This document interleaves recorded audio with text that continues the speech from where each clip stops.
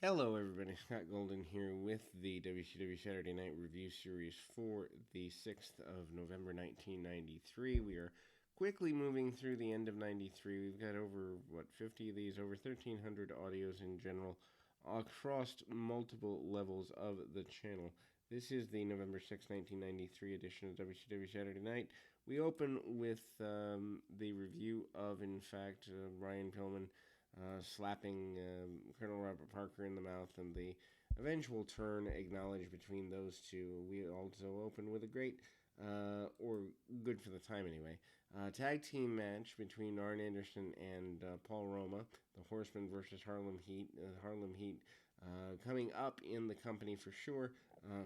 Roma hits a couple of arm drag drop kicks and roll out quickly by one half of Harlem Heat.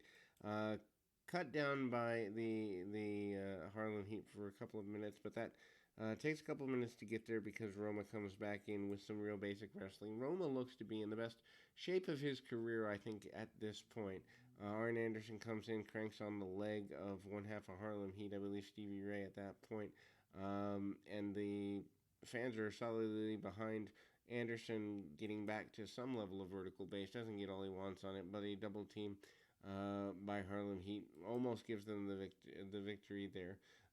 Snap over, and the next several minutes of the match do see Anderson cut off from the ring. Harlem Heat beginning here to really look like a major team that could have long term impact on the promotion, which actually does end up happening, but you can see even in late 93 that they're going to become a force at some level. Obviously, the level at which they do isn't known yet, but the idea that they're going to become something is pretty obvious.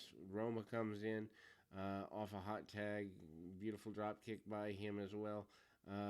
Sends both guys together, but the Harlem Heat managed to double team Roma, take him down, and all four guys in the ring eventually here cut off by the Harlem Heat. Harlem Heat eventually gets a victory over Roma, and it's pretty simple there. Roma puts his leg on the bottom rope, but they get the victory even because the referee does not seem to notice the leg breaking the plane there. I did not know that Jesse Ventura is still with the promotion at this juncture. Highlight of, again, Austin and Pillman having issues with Colonel Parker. Then we see an enhancement match here. Steve Austin in an enhancement match. Parker at ringside siding with him. Having gotten him championship matches before, he's become more important. Austin manages lots of punch kick, basic offense, nothing to write home about, but at the same time, Austin becoming a better shot at a single star here, first time in a while. Austin obviously gets the victory with the stun gun style maneuver. Austin basically doesn't fully agree to align with Parker, but that's coming. The breakup between him and Pillman, I believe, is this month. Then we go to a return of Paula Orndorff, aka Paul Orndorff, in an enhancement match here.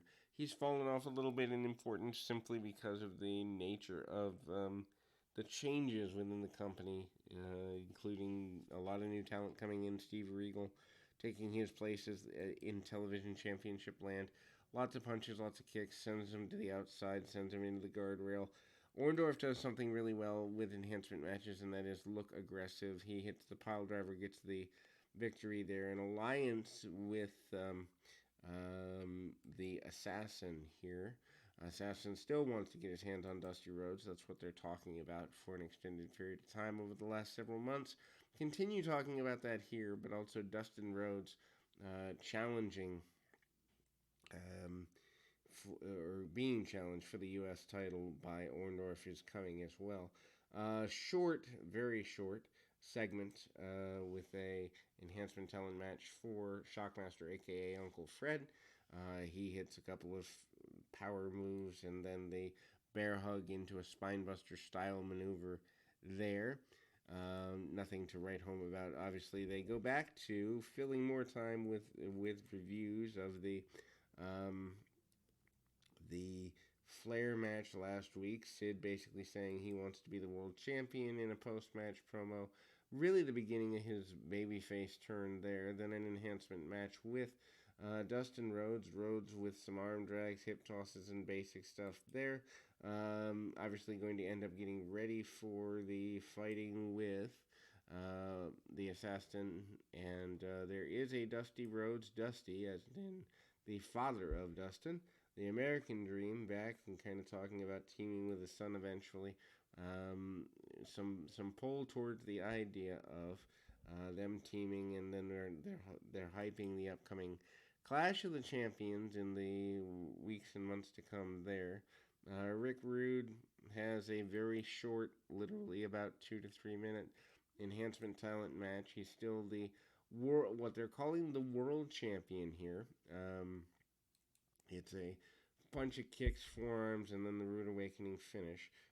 Ron Simmons tagging with Ice Train, trying to get Ice Train over in the tag match against the Nasty Boys, tag team champions. Nasty Boys having a bit of a deal doing with that match. Nasty Boys break down Ice Train. Ice Train, obviously the less experienced. Ron Simmons leaves things wide open for Ice Train. Ice Train doesn't follow up to Simmons' degree of desire. Ice Train obviously doesn't have a great deal of experience. Nasty Boy is in a position of kind of carrying him through when necessary. Ron Simmons comes in on the hot tag, manages to continue to get some flying tackles and other stuff there. Ric Flair basically says he wants to get the World Championship back, wants to be the WCW champion, basically wants to be the man again. And that is the close for that program. We'll be back with more right after this. And like as mentioned, got over 1,300 audios now. Please subscribe, like, comment below, all that good stuff along the way.